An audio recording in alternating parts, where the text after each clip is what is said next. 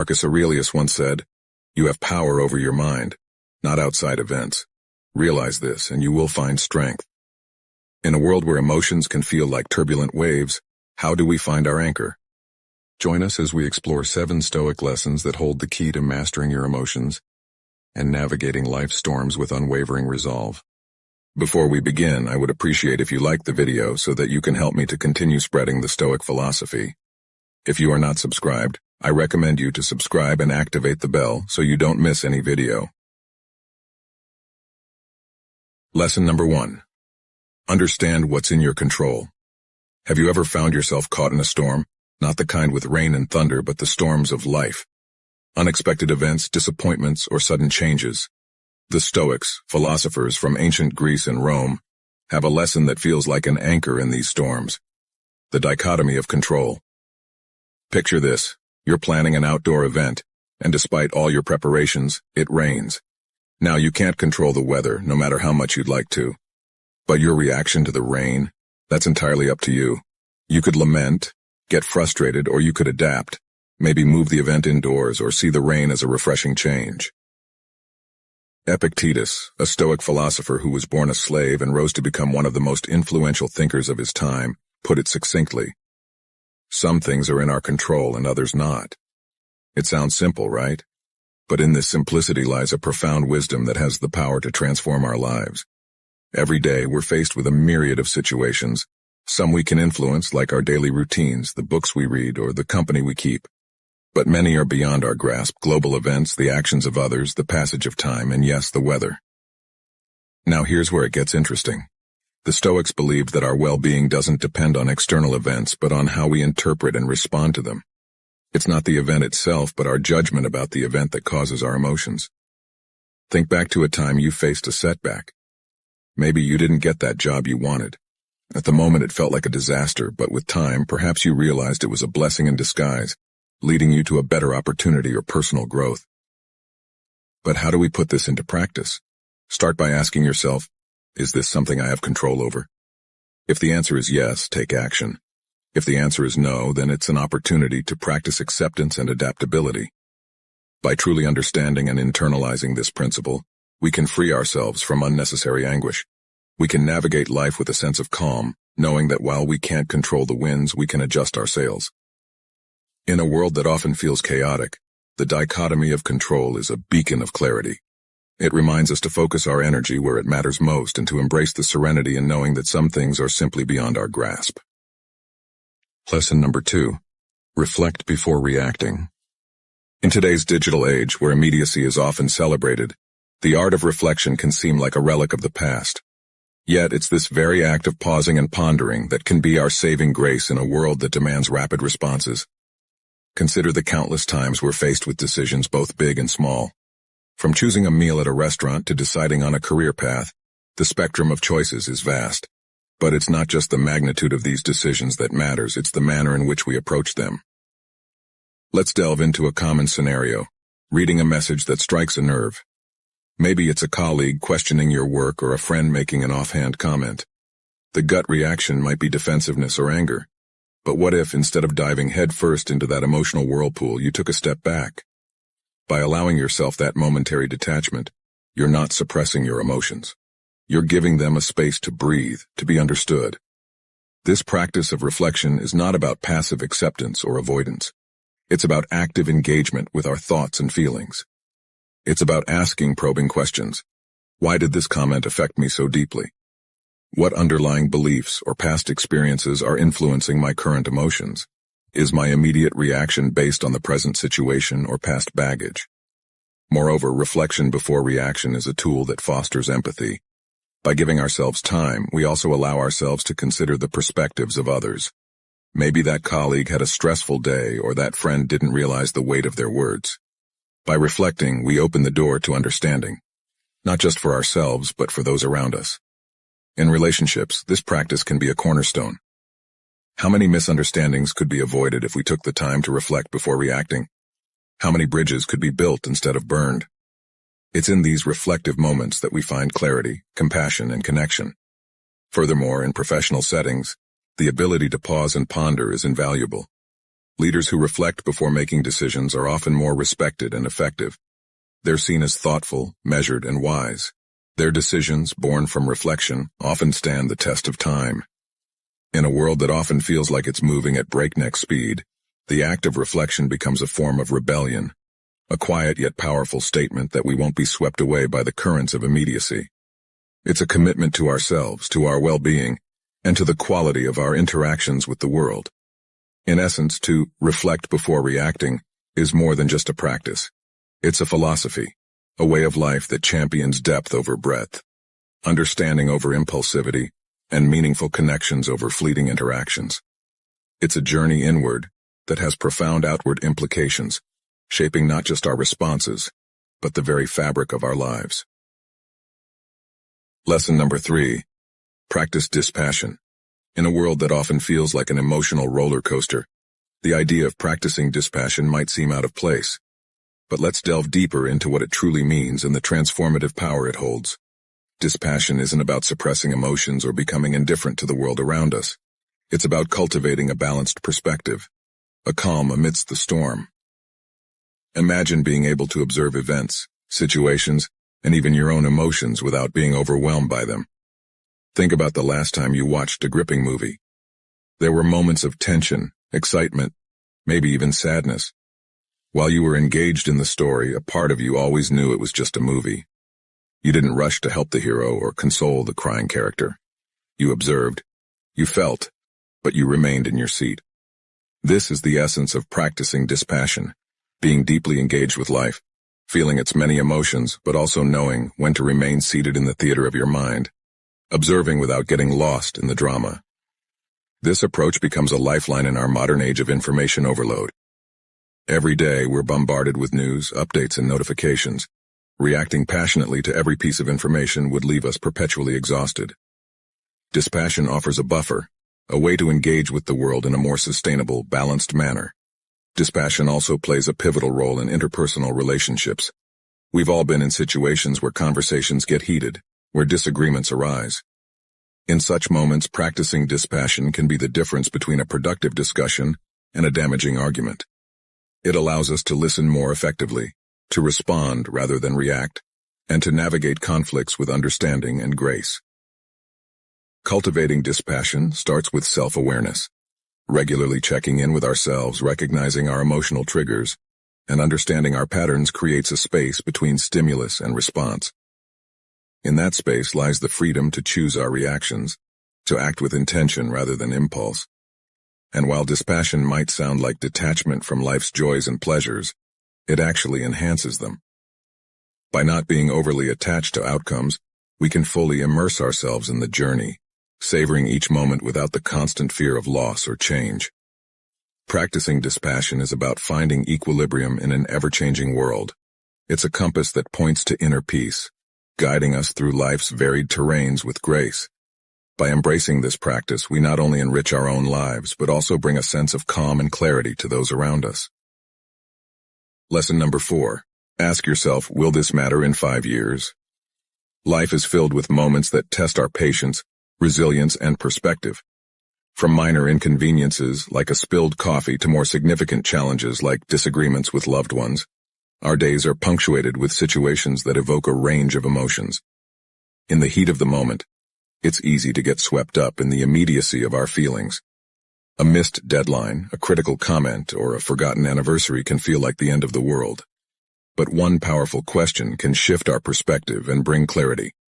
Will this matter in 5 years? This simple yet profound question serves as a mental time machine, transporting us to the future and allowing us to look back at the present moment. Suddenly, that heated argument or that missed opportunity is seen in a different light. Most of the things we fret about today will be forgotten footnotes in the grand narrative of our lives. Consider the challenges and worries you had 5 years ago. How many of them still hold weight today? How many have been overshadowed by new experiences, learnings, and memories? This realization can be both humbling and liberating. Using this question as a regular touchstone helps in prioritizing our concerns. It assists us in distinguishing between short-term setbacks and long-term implications. For instance, while a bad day at work might feel overwhelming now, in the grand scheme of things, It's just one day in a career spanning decades. This perspective also fosters resilience. When faced with adversity, reminding ourselves of the bigger picture can reduce anxiety and promote problem solving. Instead of getting bogged down by the problem at hand, we can strategize, adapt, and move forward, knowing that time often brings clarity and solutions.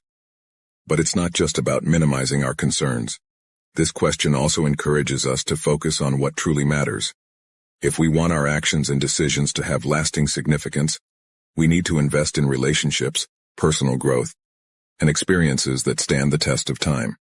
In a world that often emphasizes the now, will this matter in 5 years, is a beacon, guiding us towards a life of purpose, perspective, and peace. By regularly revisiting this question, we can navigate life's ups and downs with grace, ensuring that our energy and attention are directed towards what truly counts. Lesson number 5. Keep a Stoic journal. The act of journaling has been celebrated across cultures and epochs, not just as a record of events but as a tool for introspection, growth, and clarity. The Stoics, with their emphasis on self-awareness and personal betterment, were no strangers to this practice. A Stoic journal isn't merely a diary of daily happenings.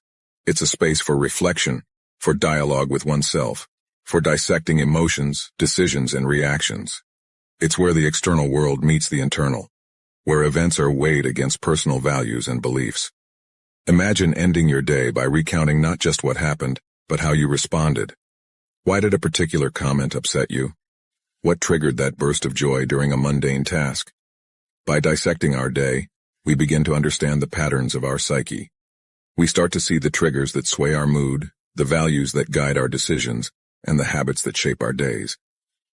Marcus Aurelius, the Roman emperor and Stoic philosopher, kept a journal which is now known as Meditations. It wasn't meant for publication. It was a personal dialogue, a space for him to guide himself, to remind himself of Stoic principles, and to navigate the challenges of his life with wisdom. Through his writings, we see a man grappling with his responsibilities, his emotions, and his place in the cosmos. But you don't have to be an emperor to benefit from a Stoic journal. In our modern lives, filled with distractions and a constant barrage of information, setting aside time for introspection becomes even more crucial. It's a daily check-in, a grounding ritual that brings clarity amidst chaos. Over time, this practice can lead to profound insights. You might notice that certain situations repeatedly cause stress, prompting you to either address them or change your perspective. You might find that specific practices, like gratitude or mindfulness, elevate your mood and outlook. The patterns that emerge can serve as a roadmap for personal growth. Beyond insights, a Stoic journal fosters accountability. By committing to daily reflection, we hold ourselves accountable for our reactions and decisions. It becomes harder to ignore repeated mistakes or to brush off lapses in judgment. Instead, we're prompted to learn, adapt, and grow. In essence, keeping a Stoic journal is like having a wise, non-judgmental friend by your side, always ready to listen, to reflect, and to guide. It's a commitment to personal growth, to understanding oneself better, and to living a life aligned with one's values and principles. Lesson number 6. See obstacles as opportunities. The world is rife with challenges. From personal setbacks to global upheavals, obstacles are an inherent part of the human experience. But what if, instead of viewing these challenges as burdens, we saw them as opportunities in disguise? The Stoics held a powerful perspective on adversity. They believed that while we cannot always control the events that befall us, we can control our interpretation and response to them. This shift in perspective transforms challenges from mere setbacks to valuable lessons. A quote by the Stoic philosopher Marcus Aurelius encapsulates this idea beautifully. The impediment to action advances action. What stands in the way becomes the way. This means that every obstacle, every challenge, can propel us forward if we choose to see it as an opportunity for growth. Consider a river that encounters a boulder in its path. Instead of stopping, the river finds a way around it, either by eroding the boulder over time or by carving a new path. The boulder, an apparent obstacle, becomes an agent of change, reshaping the river's course. Similarly, in our lives, challenges can redirect our paths, often leading us to outcomes we hadn't imagined. For instance, a job loss, while initially devastating, might lead to a new career path, a chance to upskill, or even the opportunity to start a venture of one's own. A failed relationship might pave the way for personal growth, self-discovery, and deeper, more meaningful connections in the future. This Stoic perspective also fosters resilience. When we start viewing challenges as opportunities, we become more adaptable, more willing to face adversity head-on. Instead of asking, "Why is this happening to me?" we begin to ask, "What can I learn from this? How can this experience shape me for the better?" Of course, this doesn't mean we should seek out challenges or dismiss genuine hardships. It's about recognizing that within every challenge lies potential, a seed of opportunity. By nurturing this seed with a positive perspective, patience, and perseverance, we can transform obstacles into stepping stones, leading us towards growth, wisdom, and fulfillment. Lesson number 7. Practice gratitude. In the vast tapestry of human emotions, gratitude stands out as a golden thread, weaving moments of joy, contentment, and perspective into our lives. While it's an emotion that can arise spontaneously, the Stoics believed in the deliberate practice of gratitude, making it a daily ritual to anchor oneself in the present and appreciate life's blessings. Gratitude is more than just saying thank you. It's a deep acknowledgement of the myriad forces, moments, and individuals that enrich our lives. It's about recognizing the beauty in the mundane, the lessons in challenges, and the fleeting nature of every experience, making it all the more precious. Seneca, a prominent Stoic philosopher, once said, "True happiness is to enjoy the present without anxious dependence upon the future." This encapsulates the essence of gratitude, being deeply rooted in the present, cherishing every moment, every experience, and every interaction. Consider the simple pleasures we often take for granted: the warmth of the sun on a cold day, the sound of laughter, a meal shared with loved ones, or the very breath that sustains us. By pausing to acknowledge and appreciate these moments, we magnify their beauty and significance in our lives. Practicing gratitude also offers a counterbalance to the human tendency to focus on what's lacking, on unmet desires, or on uncertainties about the future. By shifting our focus to what we have rather than what we lack, we cultivate contentment, reduce feelings of envy or resentment, and enhance our overall well-being. One might wonder, how does one cultivate this practice? It can be as simple as starting or ending the day by listing 3 things you're grateful for. Over time, this practice can transform your outlook, making you more receptive to life's blessings and more resilient in the face of challenges. Furthermore, gratitude strengthens relationships. By expressing appreciation for the acts of kindness, support, or love we receive from others, we nurture bonds, foster mutual respect, and create a positive feedback loop of goodwill and affection. In a world that often emphasizes more possessions, more achievements, more desires, gratitude is a gentle reminder of the abundance that already exists in our lives. It's a call to celebrate the present, to embrace life with open arms, and to tread the path of existence with a heart full of thanks. As the sun sets on another day, we're left with the echoes of ancient wisdom in our modern world. How will you harness these Stoic lessons to shape your tomorrow? We're eager to hear your thoughts and experiences. Share your insights in the comments below, and let's continue this journey of self-discovery together. I hope you enjoyed the video, and I am thankful for you joining us, and until next time, stay curious, stay grounded, and never stop seeking wisdom.